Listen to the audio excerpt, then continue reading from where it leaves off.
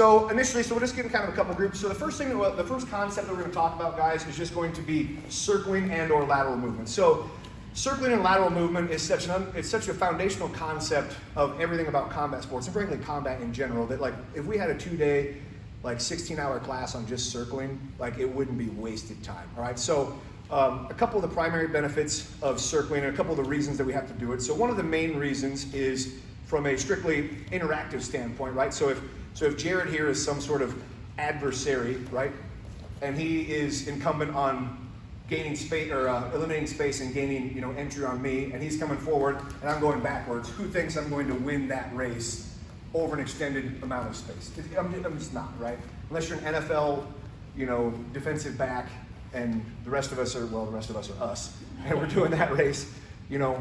Second to that, from an obvious standpoint, is just things are behind you, right? So you even look at this environment, right? Like you get too close to the edge over there, right? There's the edge, there's people, you're in a bar, there's chairs, you're in a bank, there's chairs and tables, you're in a convenience store, gas station, whatever. They always have little racks of like energy drinks up by the front, or Four Locos, depending on what part of town you're in, things like that. So we want to avoid that. The lateral movement allows me, and it's not that you can't move backwards, that's fine, but like as soon as we can initiate having some lateral movement, it also allows me to just do quick things like just see where I'm moving, right? So it's an unbelievably simple concept. I'm not gonna spend a lot of time trying to teach you guys how to move side to side. You guys are adults who've been doing that your whole lives, but that's, from a movement standpoint, that's one of the main ways. From an offensive, defensive standpoint, so if I'm trying to attack Jared, right? And so if he just puts up kind of a lazy man long guard, right? And I want to punch, kick, knee, elbow, whatever, he has the most amount of things in my way right now, right? So if I'm just like throwing out there, right? So he has the most, even if he doesn't really have to move very much, right? So he has the most amount of things, and it's the greatest distance, right? So if I'm trying to successfully attack someone, that's why you see boxers, what they do. So they jab, jab, jab, move laterally, create angles. Very simple concept. Wrestling's the same thing, right? So we paw, we move that, create the angles, boom. Simple concept. Now when we talk about defensively, right? So if he never circles out, while yes, his posts and his frames, his long guard, everything is in the way, if he never moves anywhere out of the way, he's eventually going to eat something, right? You just cannot stand there forever without ever moving and not eat something. Any idiot can stand here, throw enough punches that finally something hits, right? So he has to move somewhere to change the angle, change the distance, all right? So within that, and then when we talk about, kind of the wrestling, grappling related component, right? And so in wrestling, we try to avoid taking head-on shots because we kind of do it this way. So I'll just start with my feet on this line, right? I'll have Jared just come out here. So if he takes a shot like he's gonna try to take me down, right? So he gets in that tight. Okay, so we see where my feet are. So now we'll do it again. I'm just gonna hit him with a light sprawl, and we're gonna see how far back my legs and my hips end up. Go ahead.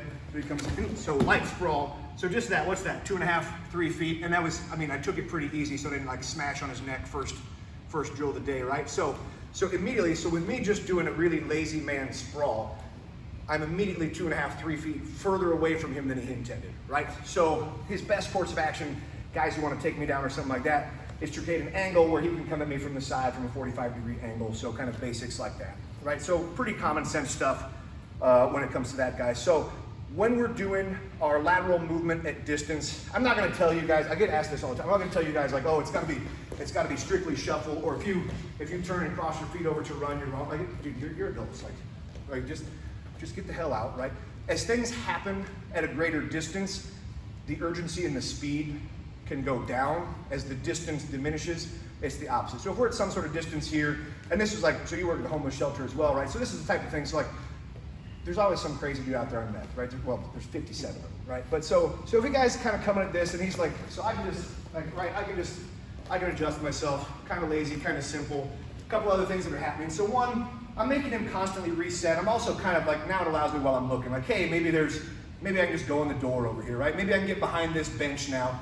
But also, right, not everybody means you harm just because they exist, right? One of the biggest things that happens to people that are on drugs, alcohol, of anything, is that they lose their basic perception of body language and stuff, right? It's one of the reasons why drunk people will talk to you this close. It's not because every drunk person wants to fight you, it's because they're losing their perception of you're giving off the just stay away bro kind of vibe, right? The other thing is maybe he is someone who's trying to test me, or he's got some sort of nefarious keep using that word too much, nefarious, ideas in his mind. But so now if he's kind of just walking over like, hey bro, like nonchalant, and I kind of, just like work my way off here, and he still keeps doing that, like he's giving me information, right? Like any normal person, like if I was like, hey bro, can I help you? And he just like turned and was like, no, and doesn't want, I'd be like, oh, okay, sorry.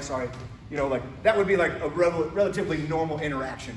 But if I was like, hey bro, and he starts like kind of, hey bro, like that looks like for nothing different. I didn't use any different words, or I didn't make any like aggressive actions, but for just something as simple as following a guy who clearly didn't want to be engaged conversationally with me, it sends a whole different set of information, okay? So we'll kind of start this. So what I want you guys to work on at first is we'll just kind of keep like relative distance, and I'm not going to tell Jerry has to move particularly quickly, but I just want him to kind of, advance at me a little bit, and so I'm just going to kind of work on, so I'm just going to move off to the side, and I'm just going to kind of reset myself a little bit, right? So maybe I take a quicker step, something as simple like that, just so we kind of conceptually start to grasp what we're doing, all right? And then we'll kind of work that in a little bit more dynamically, a little bit quicker. So big thing is, can I turn, I don't want to like obviously turn my whole back to him, but can I turn, like take a step, and like that's perfectly fine. I'm not going to tell you like it's got to be like, perfectly like I can only have my chest like facing exactly at, like let's be real. Am I going to like turn? Absolutely not. But if I want to like turn and take like a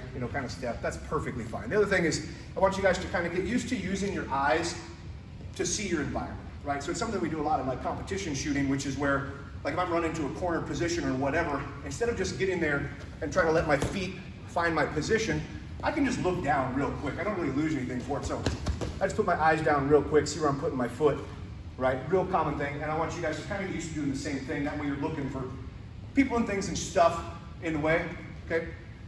Everybody ready? All right, so let's just kind of get ourselves in like two groups. And we'll mix, we're not, we'll mix ourselves up as we go here. So everyone's going to work with everyone. But let's just get ourselves in a couple groups, and we'll just work real quickly, conceptually. I'm just kind of maintaining that space with our lateral movement. All right?